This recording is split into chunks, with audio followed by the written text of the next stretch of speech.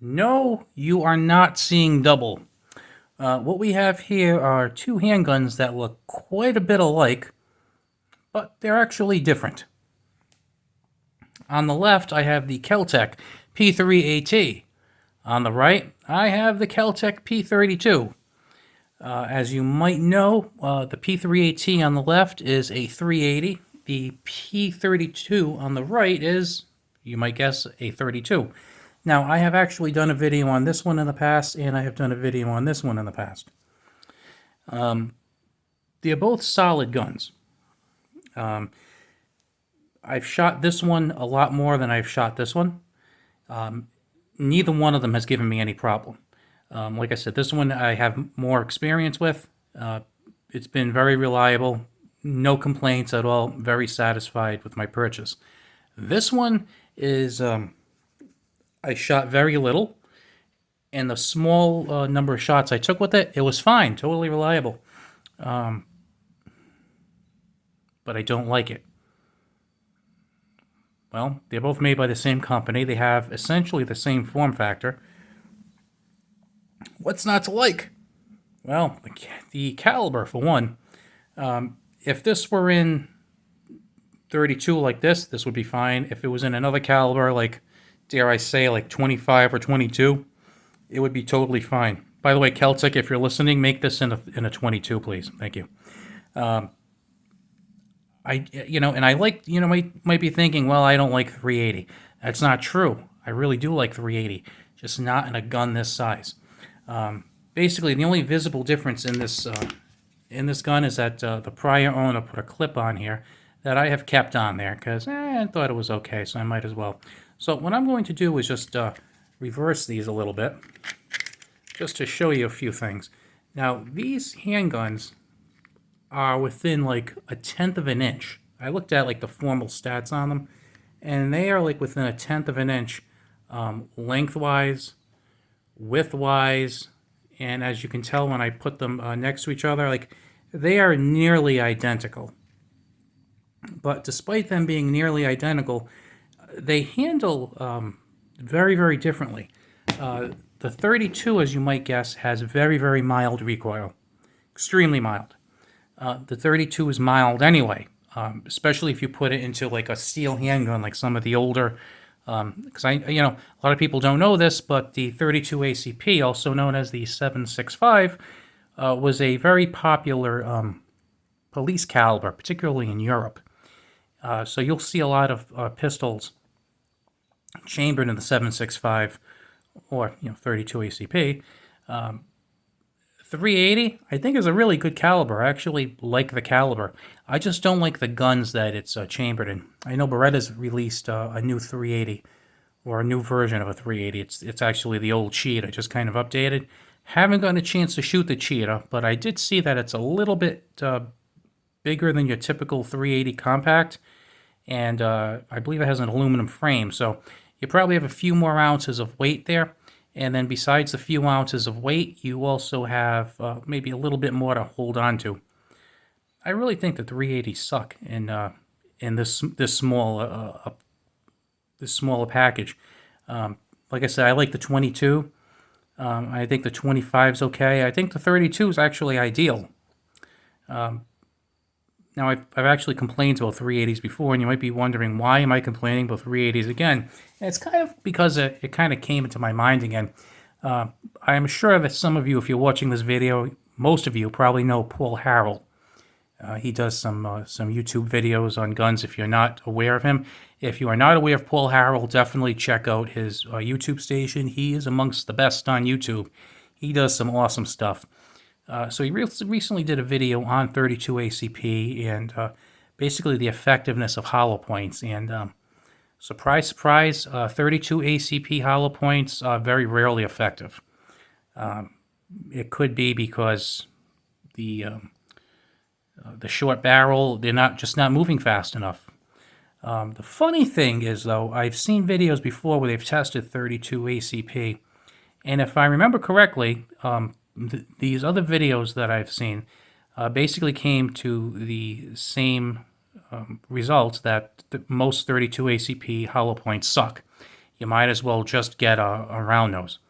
But if I remember correctly, I think it was Hornady Critical Defense that actually did offer expansion. So I would love to see an updated video and check out the Hornady 32 ACP.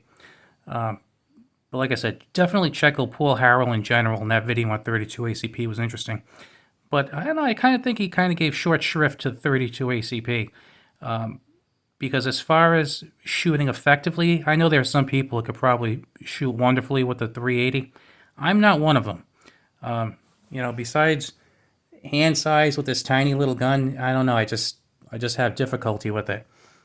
Whereas the 32, I feel very comfortable with it. Now, that could just be me. It could just be my idiosyncrasies. We all have them. But I do really enjoy shooting the 32 ACP. And I have never carried the 380 because, quite frankly, I wouldn't feel comfortable bringing it with me. I don't feel like I am comfortable enough shooting it to use it properly in a defensive situation. The 32 ACP, I've used at the range many times. I feel comfortable with it. I feel capable with it. So I have carried that on multiple occasions. But then again, I've also carried 22. I've carried everything from, I've carried 45. I've carried everything from 22 to 45 at various points. Lately, I'm most likely to carry a 22, to be honest with you. But just wanted to bring these up to you. Now, as far as these two handguns, I'm pretty sure they discontinued the P32. I'm not sure if the P3AT was discontinued, and if it is discontinued, it's kind of a shame because from what I've read, the P3AT was kind of like the granddaddy of the Micro 380 compacts. I believe it actually predates the Ruger LCP. So, the Ruger LCP kind of took that and kind of made it more popular, but it's kind of a gun that set the standard. I had the regular LCP, the Ruger LCP, and I sold it. And then I had a Taurus, Taurus TCP, and I sold it. And I had a Beretta Pico, which besides not being very good to shoot, it sucked actually. It was actually a piece of junk, and it pains me to say that because I love Beretta. It's my favorite gun manufacturer. So I sold all of those. And then I bought the P3AT, and the sole reason for me buying the P3AT is because it was only like $120 used, and I don't have a 380 in my collection. I feel like, you know what, I should have a 380 in my collection, so I bought it. I shot it a couple times, and I'm like, yeah, I'm done. Like I said, I'll just kind of leave it there, kind of as an example. Like for you coin guys out there, you might have a typeset where, you're not really into half cents, but, you put the half cent in your typeset. Or maybe you don't really like the design of barber coins, but you'll put a barber half and a barber quarter just to kind of have one example of them. Well, this is my example. This is like my barber quarter, because I think the barber designs were terrible. Barber quarters, barber halves, barber times. But that's getting off the topic. So anyway, just a little something to bring out there. If you are in the mood for a mouse gun, because I'm a fan of mouse guns, definitely check out the P32. Excellent gun. If you're somebody who does like, compact 380s and you don't mind like the snappiness and you're comfortable with them and you're on a budget, this is not a bad way to go because to me, it's really as good as the original LCP. I think the LCP2 is better than the LCP. But if your choice were to be like, buying the LCP or buying this, you could definitely do worse. So anyway, I hope you enjoyed me rambling on again about my admiration of 32 ACP and my strong dislike of 380 ACP when it's in teeny tiny plastic guns. Although, you know what I should try and do once? I should actually try and shoot a 380 that has like a steel frame. I'm trying to think. I think, let's see. I think the only two options there would be Kimber. I think Kimber makes a micro. And I think North American Arms might. The problem with the North American Arms is the Guardian. I think they make a 380 Guardian. It looks cool, but it's teeny tiny. So that might not be good. I do have the 32 ACP Guardian, and that's okay. It's a little on the small side, but it's a cool gun. I've never tried the Kimber version. That might be interesting. The only problem is last time I saw them for sale, they were like 500 and change. I don't know if I want to spend like $550 on a teeny tiny 380 that there's a high likelihood I might hate with a passion. Maybe one day if I see them used, I'll pick one up. That might work. Alright guys, if you enjoyed this video, I would totally appreciate a thumbs up. Makes me happy. And I will see you next time.